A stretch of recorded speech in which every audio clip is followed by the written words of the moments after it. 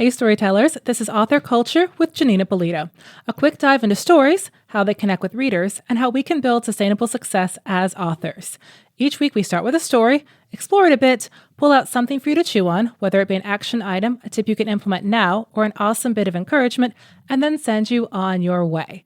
And if you haven't already, do make sure that you subscribe to Author Culture on YouTube, on Spotify, on Apple iTunes, or wherever else you listen to your podcast episodes. And every share helps and every review helps. So if you have some wonderful, awesome feedback to share in a review, or you want to share this episode with another author to encourage and equip them, that would be fantastic. And for today's story, we're talking about Jurassic World Rebirth.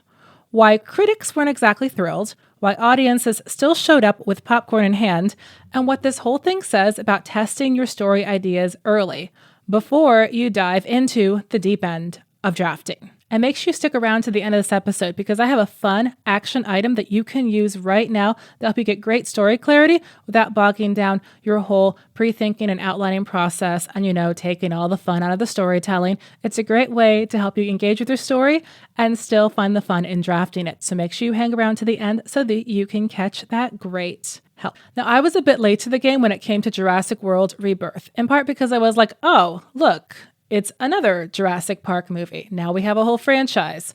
Okay, whatever. I guess I can catch it on streaming, which I then did with my husband a couple of weeks ago. And I actually really, really enjoyed it. Now, confession here, I am a fan of the Jurassic Park movies, mostly at the most basic level of it involves dinos chasing people. It occasionally involves people chasing dinos. It involves dino destruction, all of that stuff. That is why I'm here for that, not for the pseudoscience or anything else. I'm here for the actors. I'm here for the dino computer-generated effects and all of those fun things. And I am here for Spielberg cinematography and all of that.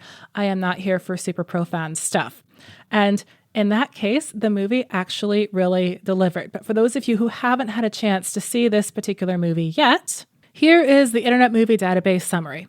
An expedition braves isolated equatorial regions to extract DNA from 3 massive prehistoric creatures for a groundbreaking medical breakthrough. Okay, this really generic logline proves that sometimes summaries and those loglines don't quite cut it because that doesn't really capture all of the dino doom. It even reduces some of the prehistoric creatures. So let's try this summary from Wikipedia. In Jurassic World Rebirth, the world's de-extinct dinosaurs live around the equator, which provides the last viable climate for them to survive. A team travels to a former island research facility where the 3 mountainous dinosaurs reside with the goal of extracting samples that are vital for a heart disease treatment. The team also rescues a shipwrecked family, and both groups struggle to survive after becoming stranded on the island. Okay, that works better. Definitely a little more interesting, definitely out there to capture the right audience. So again, this is the 7th movie in the Jurassic Park franchise that I'm not entirely sure they thought would be this long of a franchise, but here we are at movie number 7. And at this point, Jurassic World Rebirth is what we call a popcorn movie.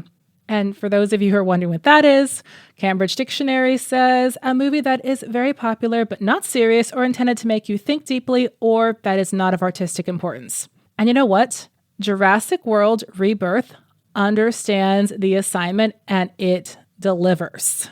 Again, if you're there for Jurassic Park movies, just to be Jurassic Park movies, not to be something profound, not to deliver something like crazy innovative, if you're there for just a basic Jurassic Park movie, we have the obvious cliche, overproduced bad guy. We have a nerdy paleontologist. We have a mission that sounds noble and non-controversial.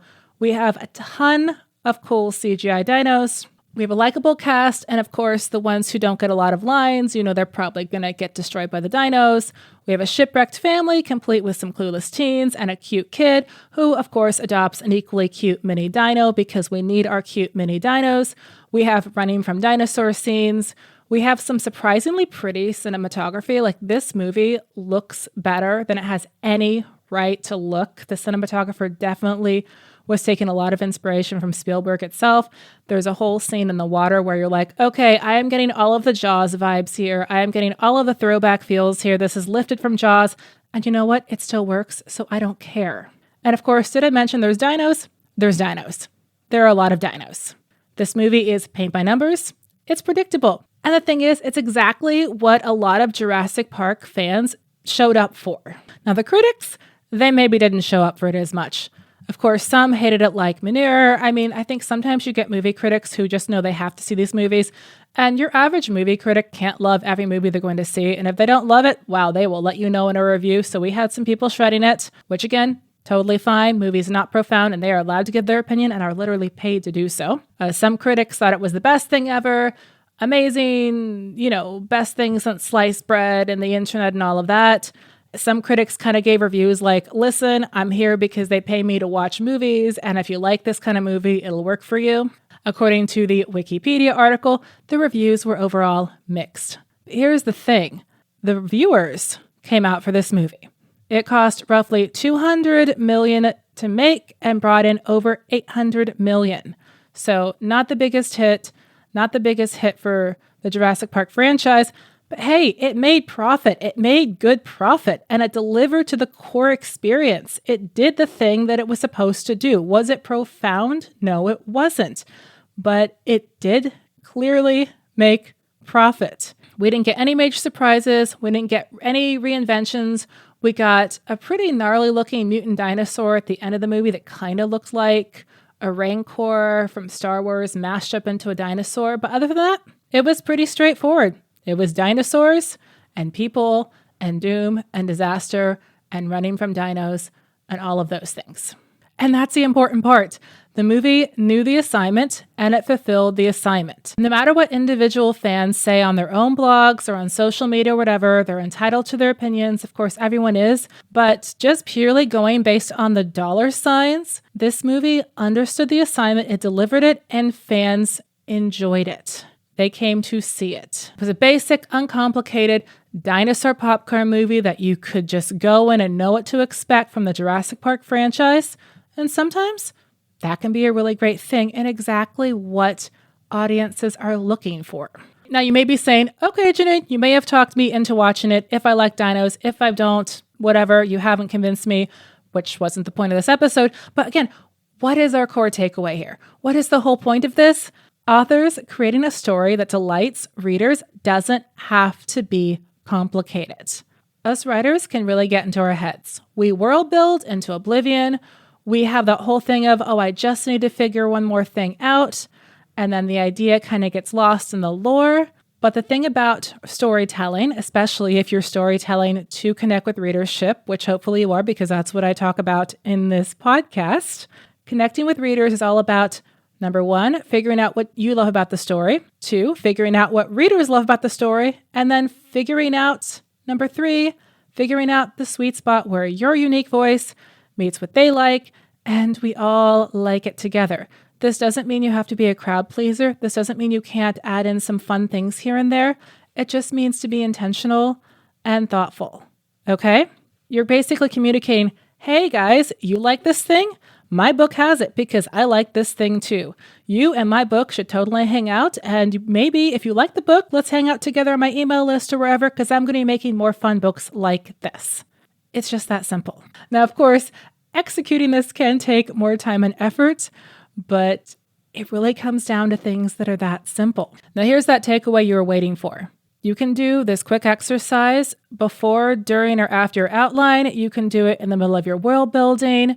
You can do it at any point. Of course, the earlier you do this exercise, the easier it's going to be very intentional about your story crafting. But I know some of you out there are really into how you have to draft something out first and see it on paper and then kind of finagle it. That is legit. You can use this during your editing process, what have you. But I'm just going to give you a couple of categories that are going to help you figure out your story and get some clarity on it from the get-go as soon as you desire to figure these things out. First thing is, who is the story actually about? Who's the main character? Who's the protagonist? Who's the person that matters the most in the story? It doesn't mean other characters can't matter as well, especially if you're writing some kind of standalone series. You may have a supporting character skulking somewhere knowing that they're going to be in a future book, or you may have some ongoing character arcs or et cetera that you're setting up. But in this particular story, keeping it simple, who is the story actually about? What does this person want? What are their goals? Even if their goals are super chill, like they just want to stay in the same place or they want to, just maintain the status quo. That works as a goal. Usually when that's a goal of a character at the start of the story, we try to wreck it immediately. But who is the story actually about? What do they want?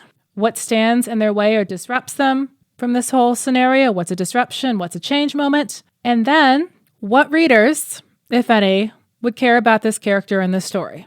So you have these three elements. You have who's story about, what do they want, what's an obstacle or what's your change moment, how you can disrupt this thing, and then what do you think readers are going to think about this? I know that's the trickiest one. The way you can figure this out in part involves a little bit of that wonderful marketing stalking where you go onto Amazon and you go onto search engines and reader groups and things and do some cross comparison.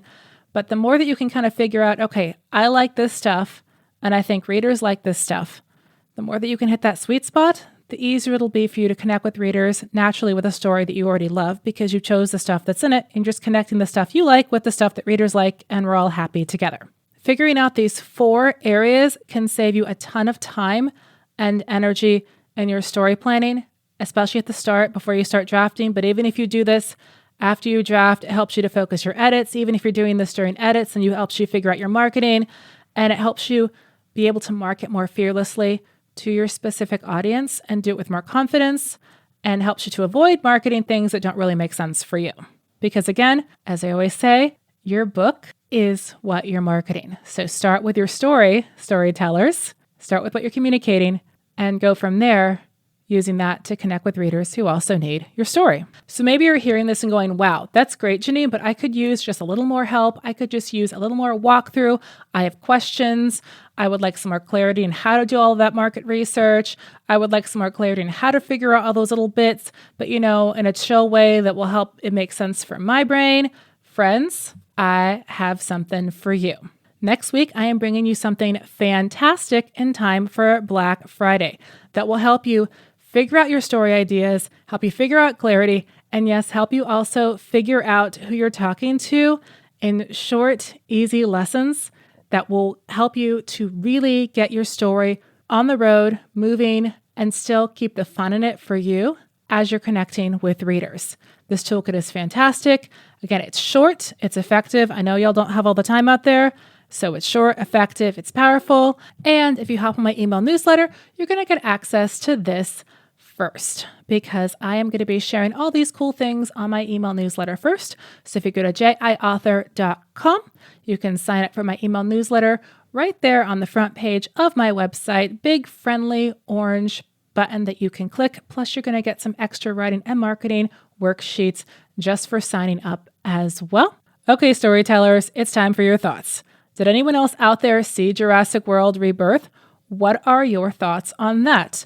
Or what's one movie or book series that you think did a great job of connecting with their fan base and keeping things simple and just delivering consistently on what those fans want and, of course, what the creators love to create? Please share on a comment on Substack, social media, or YouTube. I love hearing from you. And thanks for joining me today. Please feel free to share this episode with anyone you know who needs some extra clarity on how to keep their story creating simple, fun, and effective, especially in terms of creating something that you as a storyteller love and readers will love as well.